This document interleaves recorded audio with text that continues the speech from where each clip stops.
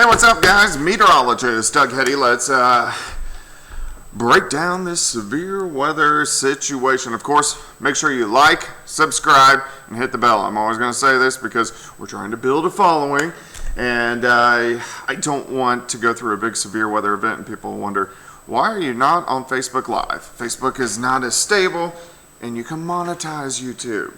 So that's the reasoning. Let's be real honest. All right, let's take a look outside. Let's see what's going on. You can see we do have tornado watches in effect across Kansas. These extend up into southern parts of Nebraska, all the way down through Oklahoma. The ones in Oklahoma, these go out until midnight, southeastern Kansas, until 11 p.m. These are only for storms that blow ahead of the main line. So this is what we got to keep our eyes on over the next 4 or 5 hours, and then everybody will get a line of showers and thunderstorms later on tonight. But we do need to keep our eyes on at least the threat to get some storms ahead of it. All right, you can see a couple little guys. So the cap, we always talk about the cap. So it's like a lid. So let's say if this was Coke and I shook it up, it's fine. But if this is Coke and I shake it up and I take the lid off, it's going to overflow. So if the cap breaks, it's similar to taking the lid off. If the cap is present, the lid is on.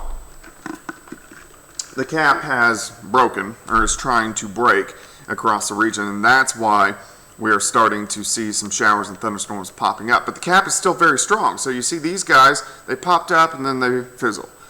So they're having a hard time going, but the ones that do get going, they could be pretty intense. Let's go ahead and look across the dry line. So big storms already, Concordia. So we're looking north central parts of Kansas, pretty big storm just to the west of Topeka, east of Salina, so near Concordia, or south of Concordia. And then all the way down toward Wichita. See this line right here? That is the dry line, and eventually the cold front will overtake the dry line. Once that occurs, we mainly go to a hail and a wind threat.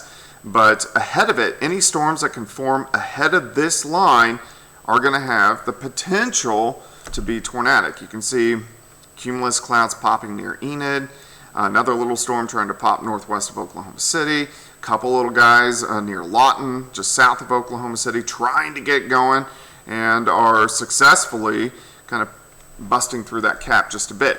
So there's not going to be many. But there's going to be 1, 2, or 3 storms that get going, and they're going to have that tornado potential. And we do have on the Kansas and the Oklahoma side that one of those storms could possibly get into our region. So that's something we need to watch from about 7 p.m. until about 10 or 11 p.m. After that, we're going to switch over to mainly a hail and a wind threat, lower tornado threat, but it's still going to be there through the overnight hours. Highest tornado threat, northeastern Kansas, and then the second highest is all through southeastern Kansas, north central parts of Oklahoma. All right, so let's go through time. Now, this is the future radar. Everybody thinks that this is exactly what's going to happen, and this is far from what's going to happen. This is just a model projection. It gives you an idea of what could happen. Never take it to heart. It just gives you an idea. So you can see a couple little clusters trying to pop up, and if one of these clusters do over the next 4, 5, 6 hours, we're going to have some large hail and possible tornadoes. Now after 10 p.m., so 10, 11, midnight, here comes the Big Daddy line. This is the one that's going to sweep through the region. So it doesn't get into Yates Center, Chanute, Iola, Fredonia, Neodesha, Independence until after 10 p.m. But it's going to pack a punch. It's going to have some large hail, gusty winds near 70, and we will still have a threat for some tornadoes within that line.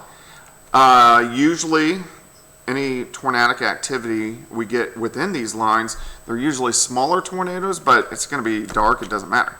All right, watch the line. It plows east. Here's 2 a.m., so this is late. Just gets into Fort Scott, Pittsburgh, Oswego, down toward Nowata.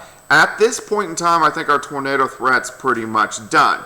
So through most of the metro, Pittsburgh, Joplin, Miami, Carthage, Neosho, I'm not overly concerned about a tornado threat, but I'm going to keep my eyes on it for the storms late tonight. As these work through, this is just going to be a hail and a wind threat. And I think after 3 a.m., by the time they get into southwestern Missouri, also northwest Arkansas, so Rogers, Bentonville, Springdale, we're just talking about good old storms. So the severe threat is from now, or let's say 7 p.m., until about 3 o'clock in the morning. I think most of Missouri, you are on the very low end scale of severe weather. Kansas and Oklahoma, you want to keep your head on a swivel as we go through the overnight hours tonight. So this is kind of what we're watching right now. All these storms are going to be out of here by morning. I'll keep you guys updated and let you know what's going on. Overall, I'm not overly concerned. If we do get a couple storms that do pop in the next 2, 3, 4 hours that work in, then we will have a few concerns. But right now, I'm not overly concerned, but I'll keep you guys updated. Hope you're having a great evening. It's Friday. We're heading into the weekend.